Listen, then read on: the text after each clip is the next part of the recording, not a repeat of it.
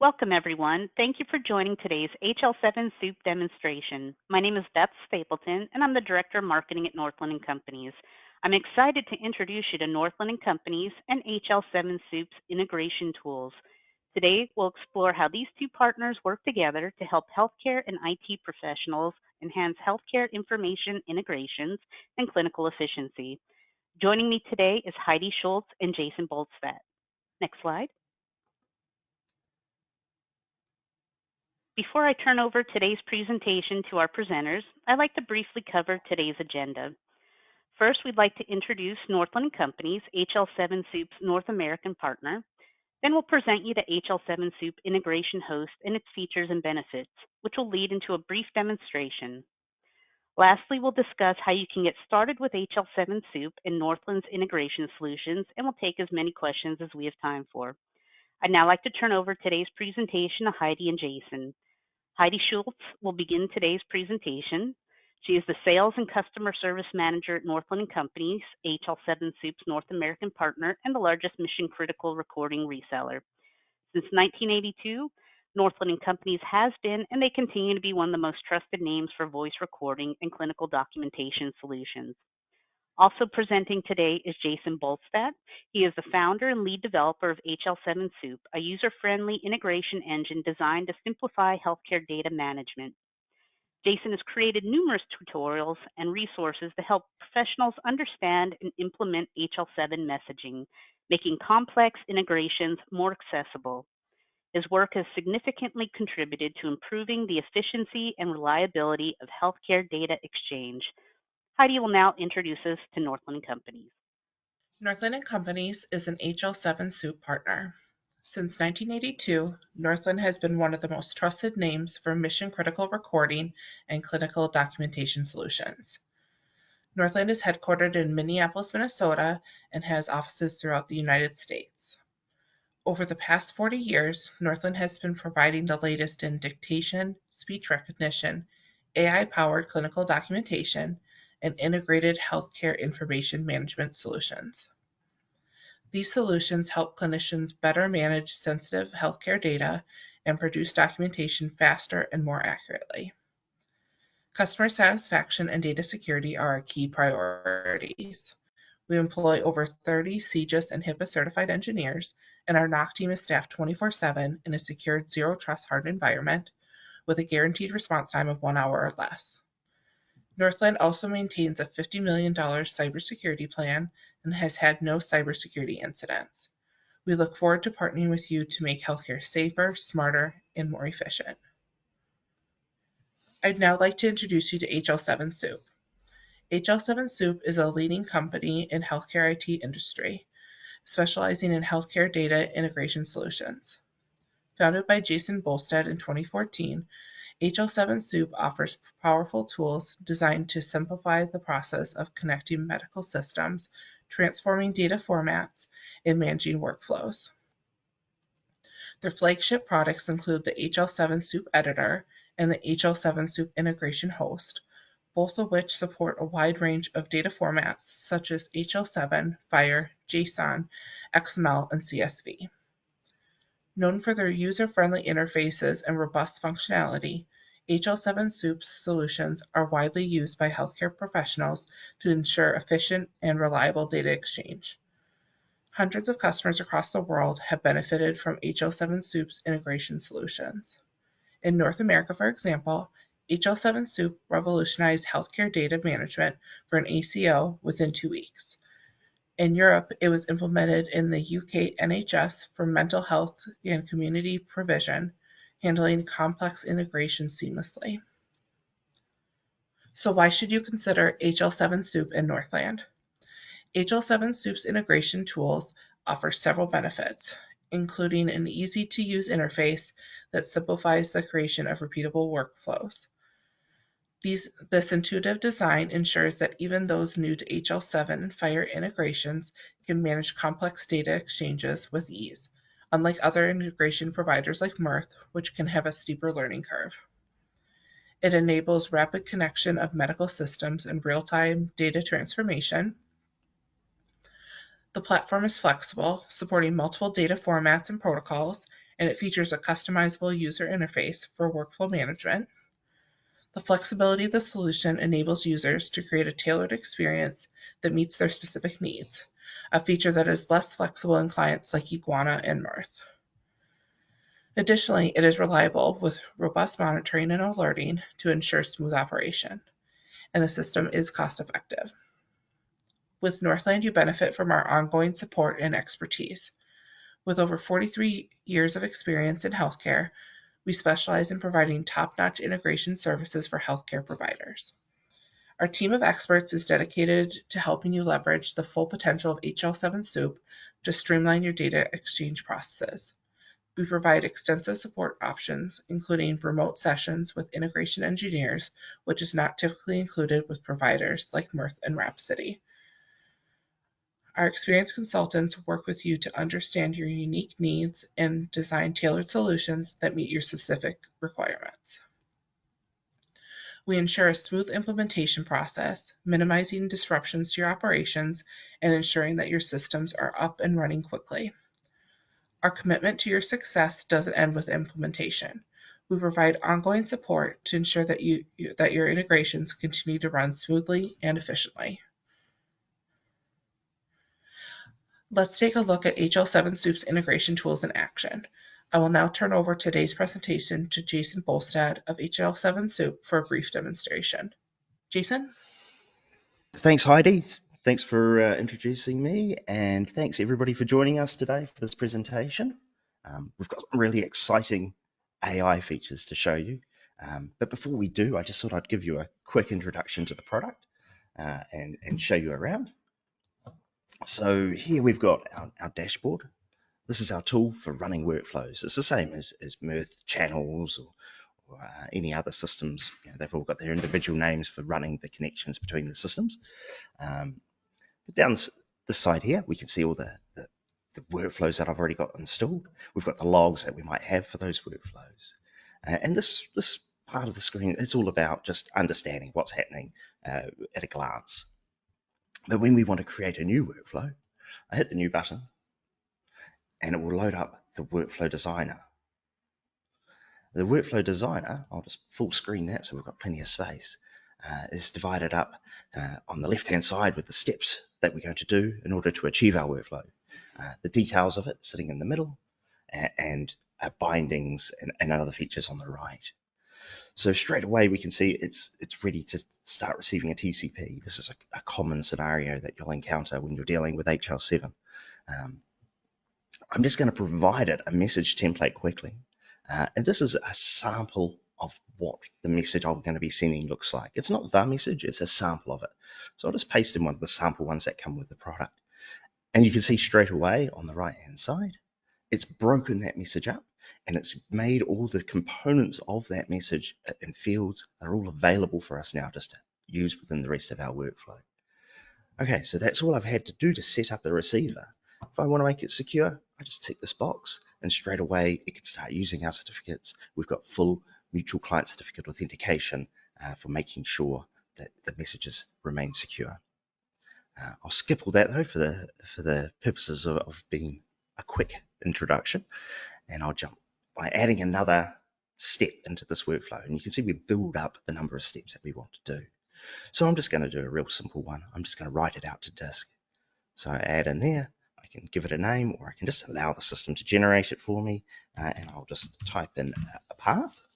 And we're actually going to give it the full file name. So I'm just going to call it myfile.hl7. No, actually, I'm not even going to do that. I'm going to call it myfile.csv.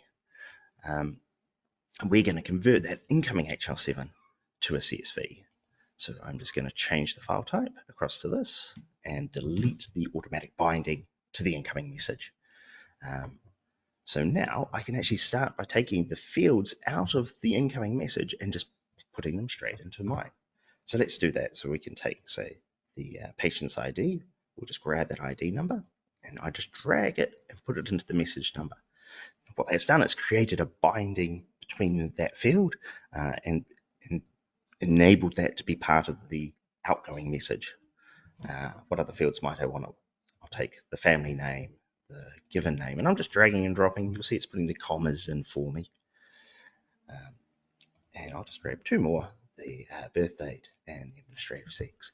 And so there we've constructed a really simple CSV just out of the data that's come in. And if I was to run that, it will just convert that through. What we can do is do simple date conversions, right-clicking, format the date, and I'll change that from an HL7 date to perhaps my short date format, and that will make it work better with Excel. It won't confuse the date with a number. And it's all about just being very quick and easy to work with the message, understand what's happening, and then send it off for processing. So that's a quick gloss over. There's a lot more functionality there, from advanced lookup tables, data tables, all sorts of functionality, but I'm going to gloss over all that today, and because really what I want to introduce to you is our new AI functionality. And that's come about from a lot of people wanting to change systems. They love our interface. They love how easy it is to use. But they've got years and years of built channels and workflows already running. And it's a nightmare to change from one system to another. So what we wanted to do is find a way that we could automatically, or as close to possible automatically, convert those across and make it really easy for everyone to do. So let me just quickly start by going to the drop down up at the top here. And instead of the usual sort of create one of these messages, we're gonna say create workflow AI. It's gonna pop up our creating from workflow AI screen. And now we've got the choice of AI provider. And it's a powerful system. We obviously do a lot of testing on this computer. I've got lots of them that we use. We love to use all the different ones. We've got OpenAI, we've got Anthropic, we've got Grok. The important thing is the way it's written. You can choose your own AI provider. You can have your own accounts. You don't have to use our accounts, right? You can provide it with your own. That means you keep complete control of your data and of your workflows. But I'm just gonna go with OpenAI's GPT-4o Mini. We like the mini ones. They tend to be faster and they still do the same sort of thing. So that's the one I'd recommend for now. But of course, by the time you go away, there's probably going to be a new AI tool, a new one that's even better. So you might want to keep considering that, and we'll keep supporting them as they come out. So we've got a couple of options in front of us. We can either create a workflow from a description, or we can create a workflow from another system. I'll just do a quick demo of both, just to give you an idea what it is. So I'll start with the create from description, and you'll see it's got my last prompt that I use, so we'll reuse that.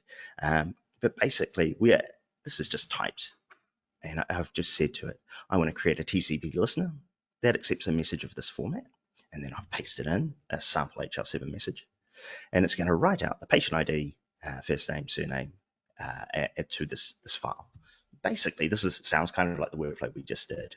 And yes, I'm demoing with really simple workflows, but I thought it was probably better to show you the features of the quality of it rather than the quantity of fields that we could add to it.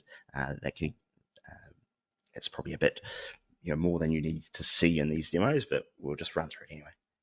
So I started processing.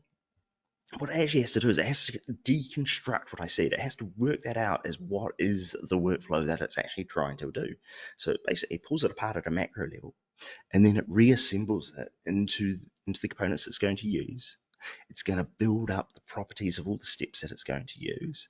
And then it's going to start looking at how to transform that data, how to filter the data, how to do whatever it needs to do in order to produce that workflow. And so you can see it's divided it up into the steps. Each one sort of takes a certain amount of time, and that can vary a little bit just depending on how much it feels it has to think about it, and sometimes also a little bit how busy the servers are as well. Okay, so that's finished for our workflow. So now if I click open workflow, it's now going to bring it up inside the workflow designer. we've still got this nice history down here of what happened. I'll bring that up full screen. We can see it's created a message. It's pasted in the incoming data that we thought we'd have. It's decided to create some workflow variables where it's mapped a few of the fields into variables for us to use. And then I go to the next step, and we can see it's created a message template. It's put in those variables, and it's mapped them through as well onto this. So really quick and easy to sort of create the whole system. Now I'm just going to not save that, and we're going to do the same thing again, but now we're going to do it with a third party's workflow. So now I'm going to create a new AI workflow, and this time I'm going to select to do import from another system. Click on that, and now I just have to find another workflow. And we've got this Mirth demo set up, ready and waiting. So I'm going to select OK on that, and then I'm going to quickly show you it. So I happen to have Mirth Connect here, and this is the channel I'm about to import. Let's make that full screen. So we can see it is going to be a TCP listener. Again, we're trying to stick to the same themes of the same sort of simple workflow. It's a little bit different. It's got 2 destinations in it. It's also based on another workflow that we have in our library of videos, where it converts the dates. It fixes the dates of the incoming message. So we've kept that section in there. That's convert dates, and then it's going to write it out as a CSV. So let's just quickly look at what those do. The convert dates. If I go into the transformers here, we've got the initial copying in. It brings in the message into the destination that it's using. We then map across, so move the field of the, moving the ID of the patient into a different field from the 2.1 to the 4.1. And then finally, there is this bit of code here, the typical Mirth date conversion, very sort of fiddly stuff where you've got to specify the 2 date formats. But we're going to take that code that somebody's already written, and we're going to do that in our system as well. So great little workflow there. If I go then back to the channel, destinations, write CSV, let's have a look at what that's doing. It's creating a CSV, UUID as a file name with CSV, and again, it's got a code transformer in it. It's just going to map from one set of columns it's going to take the data out of the HL7 message in those fields, and it's going to place it into the columns. So really straightforward, really easy. Hopefully you are familiar with all this. This also will work with much larger workflows too. So let's just keep it simple. So I've selected the workflow. Now all I've got to do is run it. It's starting to process. Again, it's breaking it all down. It's having a look. It's determining the settings of the receiver, how the message is received. And then it's going to start with the senders. And again, it's got to work out what the transformers are and how to do them. It does them in the steps. First of all, sort of looking at the receiver, then the sender structures, and then finally it'll start looking at transformers once the actual structure of the workflow is already in front of us. Okay, so that's finished. And so now I can just go open workflow, and let's see what it's produced. I'll make that full screen again. Straight away, we can see we've got our 3 steps. We've got the convert dates, we've got the write to CSV, we've got the message that's come in, and it's decided it thinks it wants a custom response. Some of the fun of doing with AI is sometimes it can change things a little bit, but we're just going to change it across to an automated response. And then we'll go to the next step. We'll see it's bound in the data from that initial message, so that the message that's come in is automatically going to be sent to this activity. And then we've got the transformers ready. And we can see here, look, we're converting from the 2.1. It's been mapped into the 4.1. And then if we look at the code, we can see that that's converted. Let's bring that up in our code editor. Now this is converted from JavaScript to C# now. We've got a full IntelliSense editor here, but you can see there's no squiggly lines, so there is no syntactical errors in this, and it's taking advantage of some of our APIs, which make it easier to convert dates, and so it's converted that date into an HL7 date, and it's set the value and placed it into the 7.1. So really easy, and you'll see it's, although this is, our code perhaps could have been written a little bit more efficiently than it was written in the Mirth, it still kept that same sort of design that was in the Mirth. Because just because we're changing your code doesn't mean you don't want to keep your familiarity with the workflows that you've already created, right? We've tried to make it so it sticks to the same things. So I'm just going to cancel that one and then jump to the next step. There we go. We've got the fields. They're ready to be used. It's put it into an output directory with a UUID, and we've got that final block of code, and it's pasted it in there, and it's done the conversion, and it's done it in a sort of I can see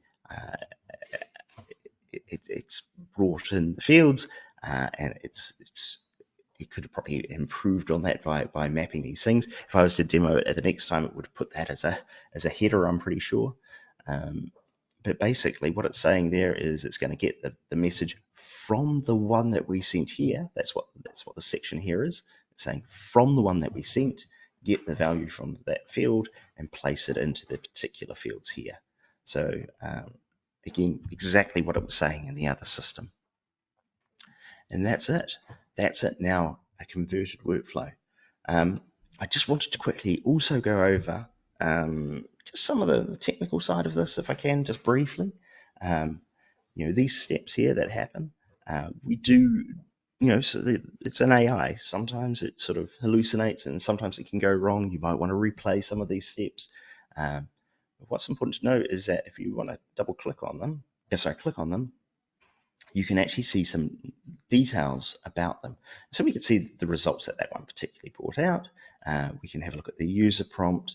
If you enable it, you can see the detail of the system prompt and the details that's sent to it, and potentially if there were any errors, you can review them here. And so you can see, like for instance, this sender setting. I'll jump across to that and I'll look at the results, and you can see here this is an actual JSON structure. That would be usable in a workflow, and you can see all the fields and how they were populated. If they're bigger, you double click on them, you actually get a full editor of them, so you can actually really work with that data. And even things like the transformers are actually usable within the package, but we could probably go a bit further because we've got this AI stuff available. If I was to now click, and I'm not going to do this, but if I click into this and I wanted to add some more transformers, look, I can now go create transformers, and I could say, create a patient mapping, hit run, and then it's going to generate me more transformers. So in other words, the AI integrations that we've got don't stop at the import. We're embedding them throughout our product, and so we're going to make your productivity far, far better than you've ever used before on a tool that is already by far the easiest to use in the market. So anyway, the HL7 Soup product, it's the full package.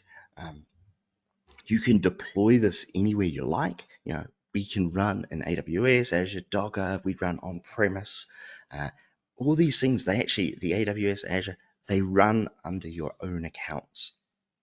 That means you've got access to your data. We don't have access to it. You have complete control of your systems. The security is also included out of the box. If you want TLS with mutual client certificate authentication, that means it's verified on both sides, that the sender and the receiver are who they say they are. It's all there. You can use the Vault if you want to store things in it. Azure Vault, really secure way of storing your connection strings so that no one has access to them that shouldn't.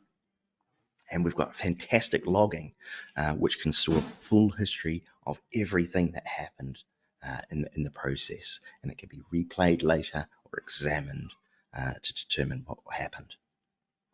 We've got working as a team functionality.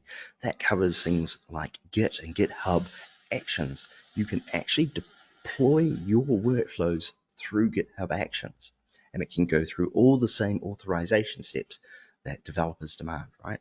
Where person deploys the workflow and it has to go through an approval process, and then it gets deployed to the appropriate AWS or Azure instances. Really powerful stuff there for deployment, and it's done in a way that's familiar to everyone who uses these kind of tooling already. It's not a proprietary system. And then finally, you get to use our interface. It's really fast. It's really easy. You've got the drag drop of messages. You're not mucking around with writing code just to do anything. The lookup tables are there. So if you need to convert data, you just convert it on the fly. Dates are really simple. Just a right click. Change titles and names. Even a very popular nickname casing, which can convert like surnames with McDonald in them and getting the M and D correct. All these kind of things, which if you're working with documents is really important. Just really, really a really, really flexible system, really easy to use. And I thank you for giving me a chance to give you a quick demo of some of our new features. Back to you, Heidi. Thank you, Jason. If you'd like to learn more or get started with HL7 Soup, please visit our website at northlandsys.com/HL7-soup and reach out to us at solutions@northlandsys.com or by calling us at 1-800-894-4204. We're here to assist you in getting started. Discover how you can reduce costs by switching from Mirth, Rhapsody, or Cuvera to HL7 Soup. Share your current workflows, and we'll demonstrate how effortlessly we can convert them, helping you save both time and money with the HL7 Soup Integration Host. Thank you for your time and attention today. I'd now like to open the floor for any questions that we may have. We do have a few questions that have come in. Okay, the first question we have is, we've been informed that Mirth Connect will transition to a closed source proprietary license and that the free open source version will no longer be available. What's involved to switch to HL7 Soup? Yeah, it couldn't be easier. Just get in contact with us. We can share with us your workflows, and we can work with you to make those conversions. It shouldn't take too long, and you'll get a real idea of how simple this change is going to be. And we can provide you with licensing, so you can try it out and you can install the workflows and just really give them a good try. You don't have to commit until you're convinced that you're going to end up with exactly what you had before, with all the new features too. How is the system hosted? Good question. So, like I mentioned before, we can install it on-prem. You've got the cloud options and Docker. And the cloud options in particular are very easy. Like the Azure Marketplace, you just head over to that. You're just a couple of clicks away. It installs it into your own Azure environment. You just put in your license. It's very simple, and you're up and running. Another alternative is Northland Systems. They've got some fantastic secure environments. If you need them to host it for you, that is an option as well. So really, we kind of cover the whole list of options, and we can fill whichever your system requires. Okay, we have another question. Maybe this one's for Heidi. What kind of technical support do you offer during and after implementation? Thanks, Beth. So during and after implementation, we do offer a variety of customizable service contracts, including 24/7 service, and also monitoring would be included in that as well. What Yeah, good measures question. are in place to ensure data security and privacy? No, it's a good. Thanks for that question. So first of all, we don't have access to any of your data. No patient data is ever sent to our systems.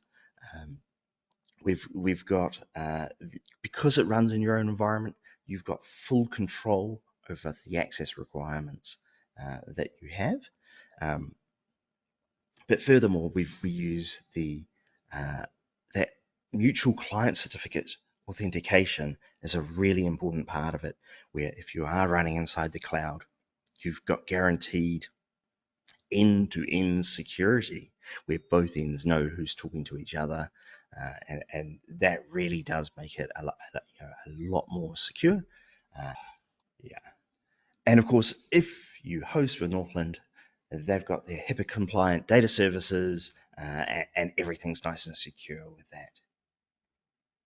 How does switching to HL7 Soup help reduce costs compared to alternatives like Mirth, Rhapsody, or Cuvera?